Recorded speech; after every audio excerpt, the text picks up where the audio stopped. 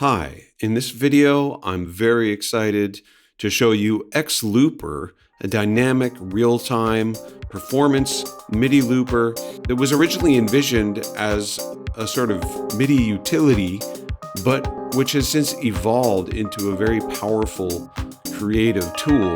It's designed much like the audio looper you may be familiar with in live, but to work with MIDI in real time. And Live's MIDI clips also loop. We can overdub into them. So why would you want a MIDI looper of all things? Well, we'll explore some answers to that question and some fun real-time hands-on usage that may help you understand why it's such a fun and powerful tool.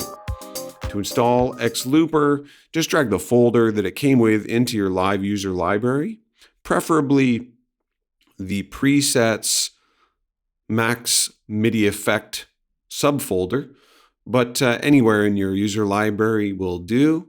And from that point on, it is a MIDI effect. So we can essentially just drag it onto a MIDI track before an instrument. It will receive notes you play, record them as loops, and send those to an instrument. In this case, I'm going to use our free cheat code device before X Looper to make the notes I play sound a little nicer. And so I'll drag X Looper between these two devices, after the cheat code and before the electric. So before diving in, let's just quickly look at the controls and the orientation of the device. So here we have our basic play controls, the direction, the keyboard mapping, so forward and standard. And we have a few playback modes, which we can explore later on. But you can record a loop and basically arpeggiate it, or have it only play along with or in between incoming MIDI. But the default free mode is what you would probably use in most circumstances. Here we have the recording length of the loop. And the default setting is 2 bars. We can set it to 1 bar or drop it to a manual mode, which is sort of experimental, but it allows you to punch in and out with an optional quantization menu that appears, which is also available for the adaptive mode.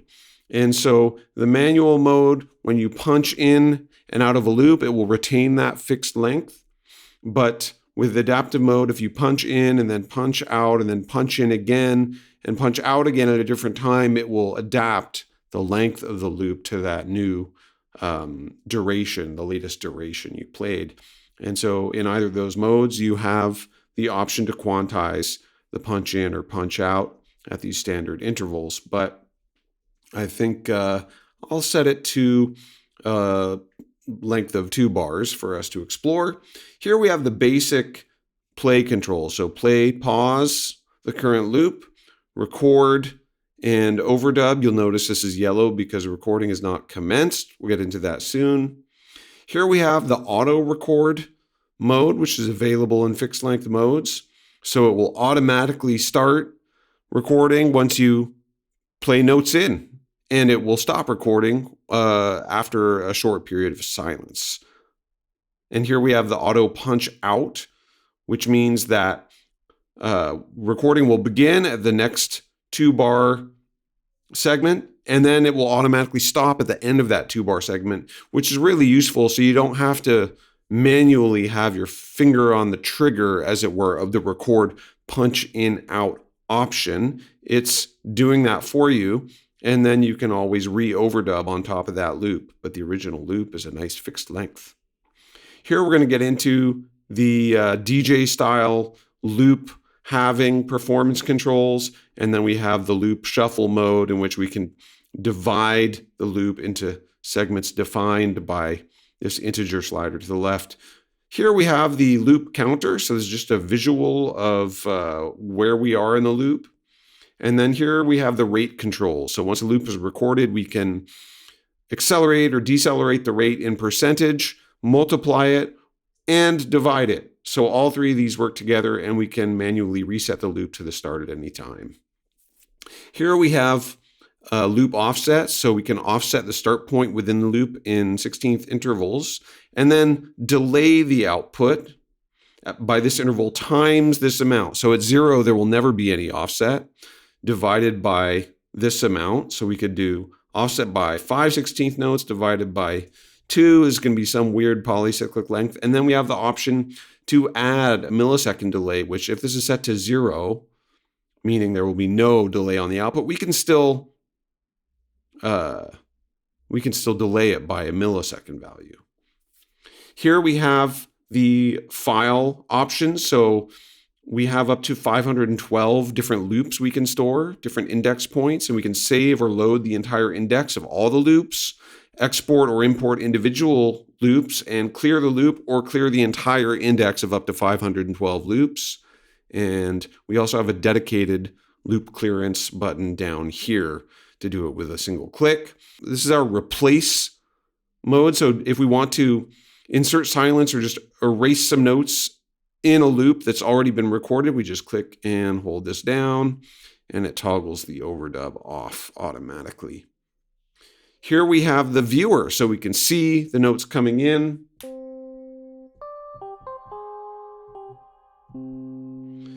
And in yellow will be the notes going out from the loop. So this might be useful.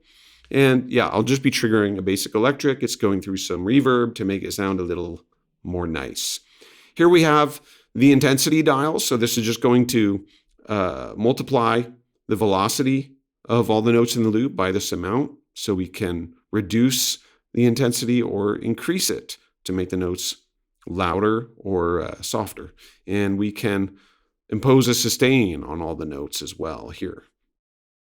This determines what we hear coming out of the device. In merge mode, we will always hear the loop output and other notes you are playing in real time. Solo will only play the loop output. You'll never hear the notes coming into it, even when you're recording. The final mode is exclusive. So this allows you to hear the notes you're playing while you're recording. And then when you're not recording, you only hear the loop. So this is the exclusive mode. I'll put it on merge for now. And then we can determine whether the transposition is controlled by notes coming in. This can be really weird when you're recording, but once you've got a loop coming in, then this allows you to sort of transpose the loop by playing new notes in, and this can be really fun. We can also manually transpose the loop in semitones and octaves, and we can change the key and scale here. In Live 11 or previous, we can use the bundled global hub utility to define the scale and key, but here in Live 12, if I change this to minor blues, it's down here, and if I change this to D, there we go. It's reflected down below. I'll set it back to C minor, and I think we're ready for a little demonstration. So I think, yeah, let's leave it at the 2-bar length with the auto punch enabled and take a look at what happens here. So I can play notes in, and now it's showing the length. I haven't recorded anything though. So to record, it'll go yellow until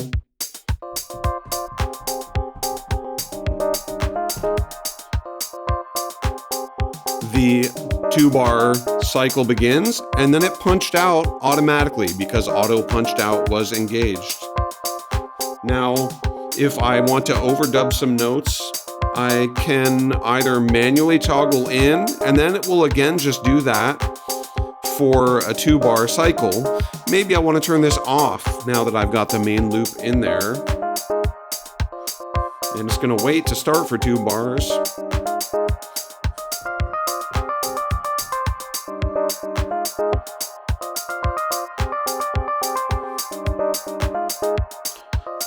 Okay, great.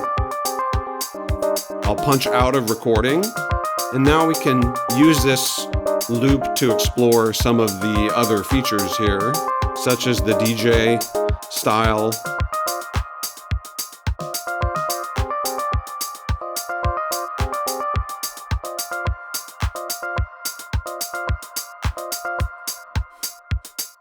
Now there's no actual MIDI notes recorded in that first quarter note of this loop. So maybe I would want to add some more notes to the start before I switch to that 8th division.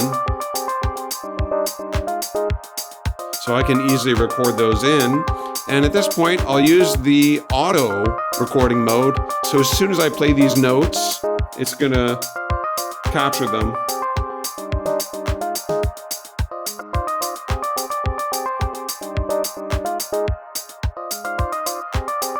That was kind of feeble.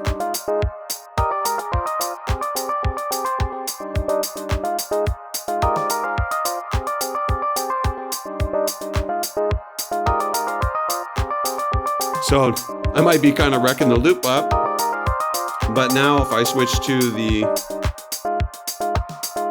8 DJ mode, at least there are some notes in there to be repeated.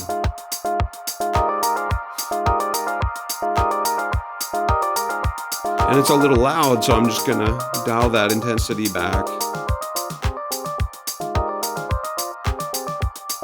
And now I've got a fun loop in here. And I will set that back to the full loop. And let's try accelerating it.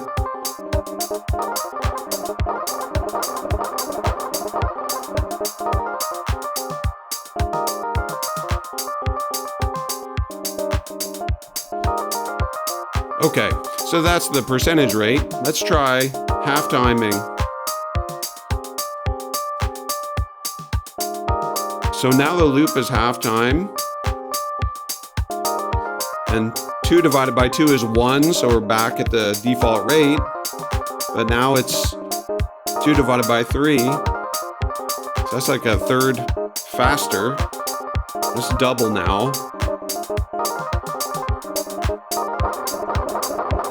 So you can do all sorts of like really experimental MIDI stuff here, and we can manually re-trigger a loop with this button, which is available for MIDI or keyboard mapping.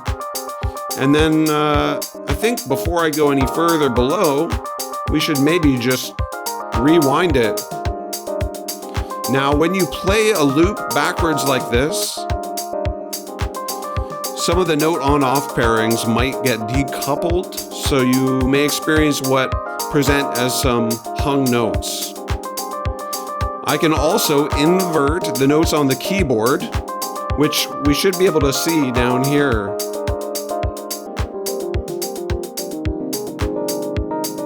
So you get these kind of 2 variations. Now it's playing forward again. And then I'll reflip it. Hey.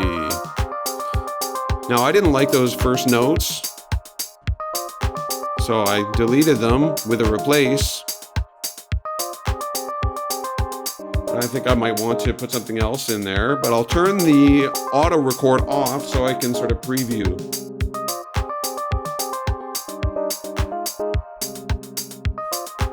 That could work.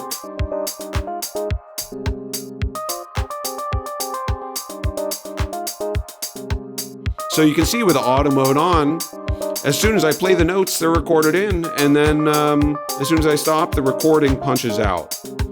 I think it's cool. Let's turn that off, and then just quickly pause and play. How fun is that? Okay, so let's explore the offset.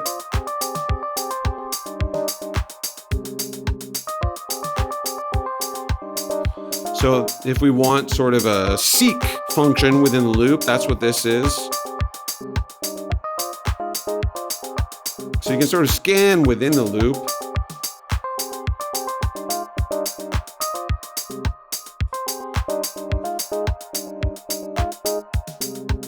Now we can also just delay the MIDI output. Let's delay it by an 8th note. And divide it by 2, and then we've got a 16th note. Now it's going to be delayed by a funny sort of triplet thing. And let me just set this to 0, so we can hear the millisecond delay.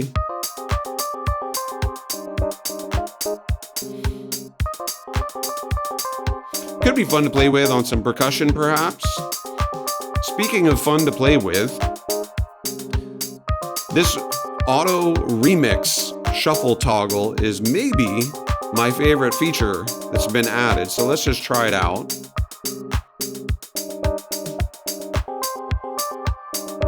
So now it's going to randomly jump around the current loop, however long it is, divided by this amount. So a 2-bar loop divided by 8 is going to be 8 quarter note sections. So if I make it 4, now it's going to be skipping around between different half note chunks.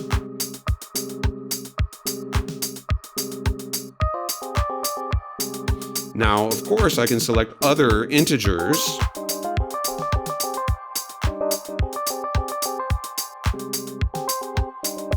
And if I do like a 7, it'll get all kind of wonky in the timing. Or I could do 9.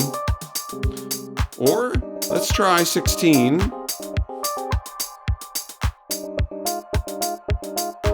Now it's selecting 8 note chunks.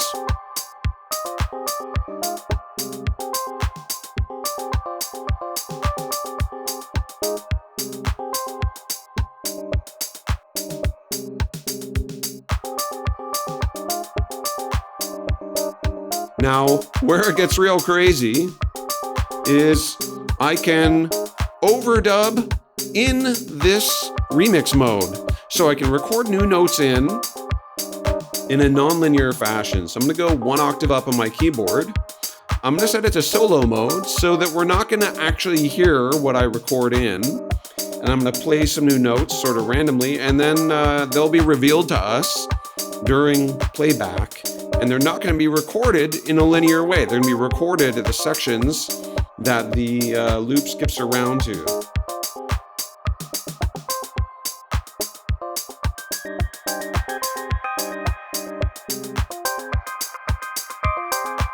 So I played a bunch of higher notes. We couldn't hear them during recording because we were in solo mode. But there they are.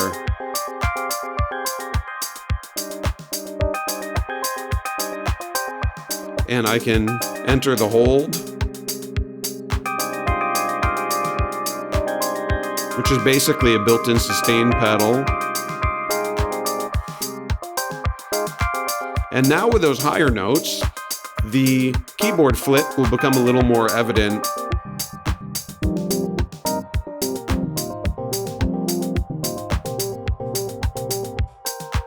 So all those high notes I recorded become correspondingly lower notes in the loop. And if I decide it's all too high, I can just bump it down an octave.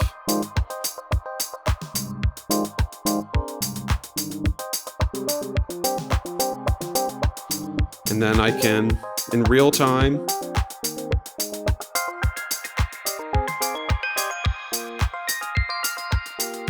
transpose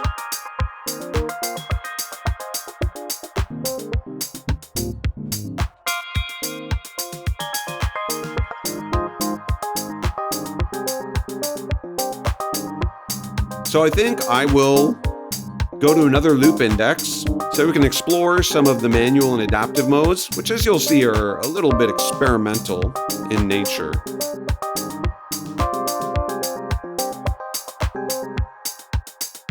There we go. Now we're in loop slot 2, and I will reduce the length to manual. And I will begin recording. Let's try and punch in with a quarter note.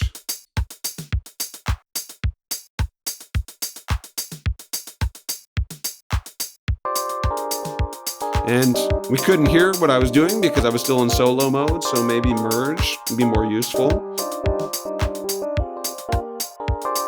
But now the length of the loop was simply dictated by when I punched in and punched out. So I'm going to clear this so we can do that again in the proper merge mode where we can hear.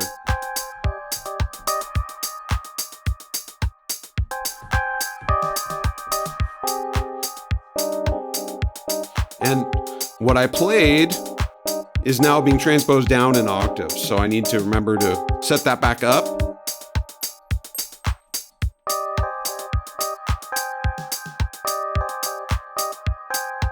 So yeah, it's a bit funny, this mode, but it's available for you to play around with doing more elastic chunks. But because I set it quantized to quarter notes, it still has some musical intelligibility to it. I'm gonna set it to none and go crazy with the adaptive mode after I erase this one. Okay, so adaptive mode is kind of experimental. Let's go ahead and try to record adaptively here. So I'm going to leave the quantization set to none in this case.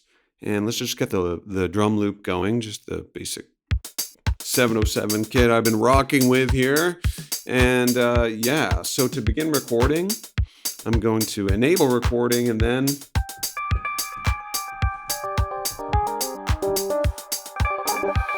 so it took all the notes I played. As soon as I stopped playing, it starts looping them. And then, if I add new notes in and punch out at a different length, it slows the whole thing down.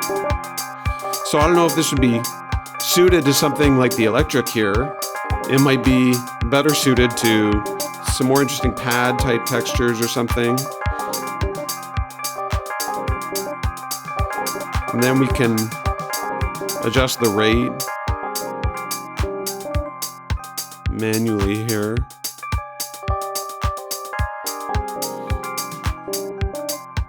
Really great for getting some sort of asynchronous, yeah, just more experimental MIDI patterns. But I think for most conventional usages, you're probably going to want to use one of the fixed length modes. So I'm going to accelerate to skip ahead to loop index 3, and I will set it to a 1-bar loop with the auto punch out. And let's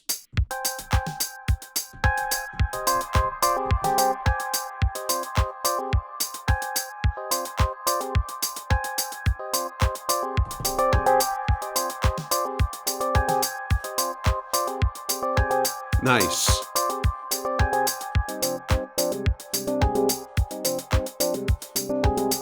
And I end up creating loops that I never would have done with a sequencer because it's got the energy of playing in real time. But I'm accessing ideas I would never come up with if I was trying to think about playing a particular riff, punching in, punching out, all this kind of stuff.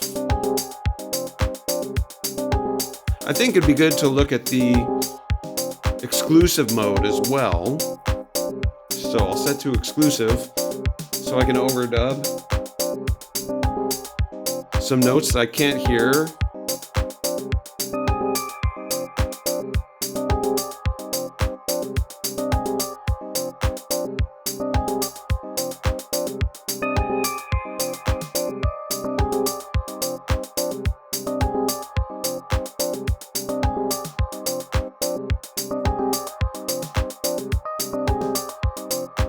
Okay, so now that I've got this nice loop playing in, I want to explore some of the other modes. So I want it to not output the notes coming in. So I will set it to receive mode. And now I'll be able to transpose the incoming notes by playing them on the MIDI keyboard.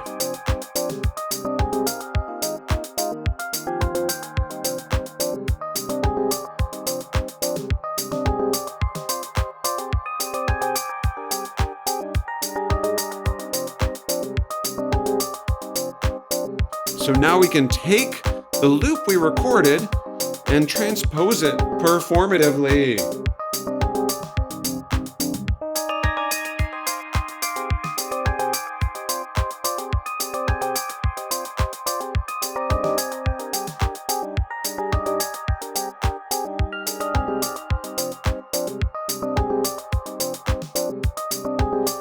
if I take it out of receive mode, I play a bunch of notes in, we don't hear anything, right? Because it's in solo. So it's only the receive mode.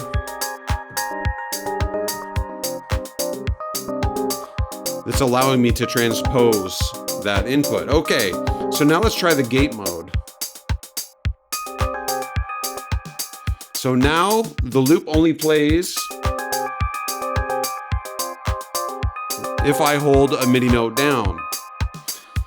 If I switch to side mode, it will not play when I hold the MIDI note down, which means that if I switch it back to merge mode,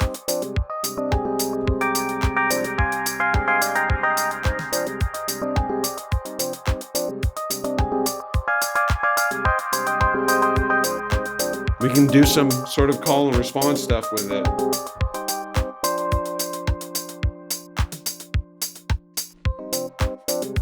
As soon as I release the keys, it's playing again.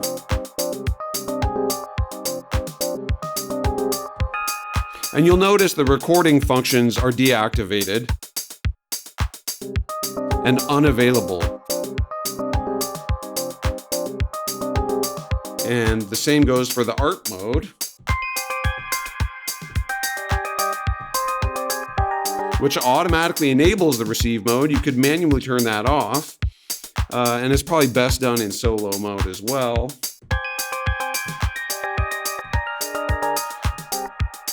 How does it differ from the gate mode?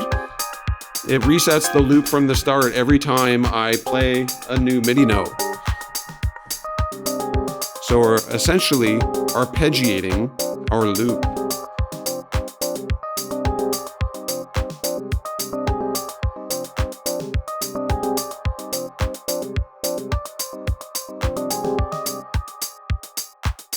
And we can have it remixing in Arp mode, but I think I'll set it back to free.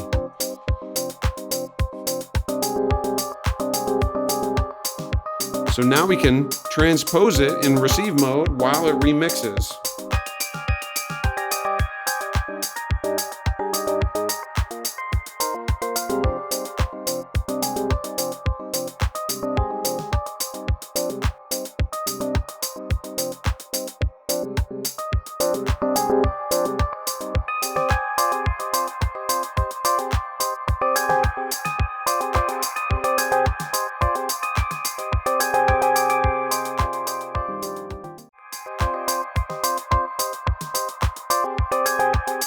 And of course, we can capture this output to a new MIDI track because it's so good. So I'm just going to set that up right now. So I'm having so much fun, I'm just going to capture this output.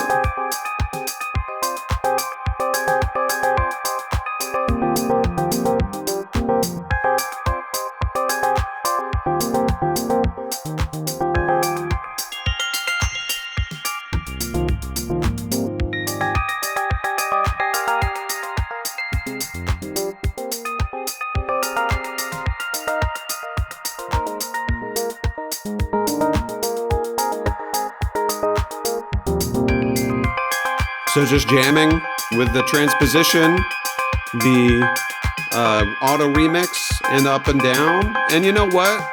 Let's turn the remix off.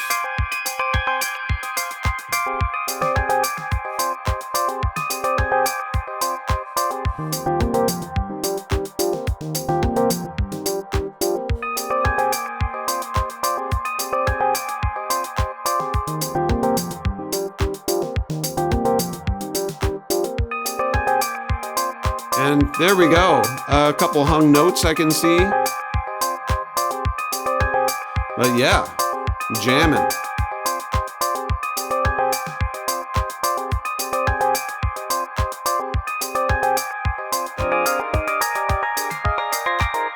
And there you have it. X-Looper, an incredibly powerful, super fun tool. You can use it for percussion. I just use something melodic here because it makes sense to me.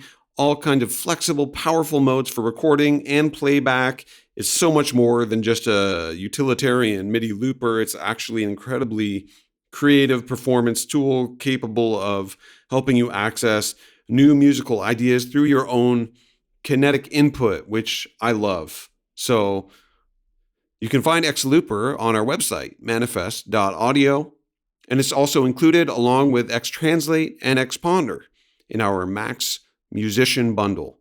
So Cheat Code is a free device which quantizes the MIDI notes, but also the timing, and you can grab Cheat Code for free from our website as well. So that's a quick look at Xlooper and what it can do for you. I hope you enjoy this deep dive walkthrough, and don't forget to subscribe for more cool updates and in-depth tutorials on Manifest Audio.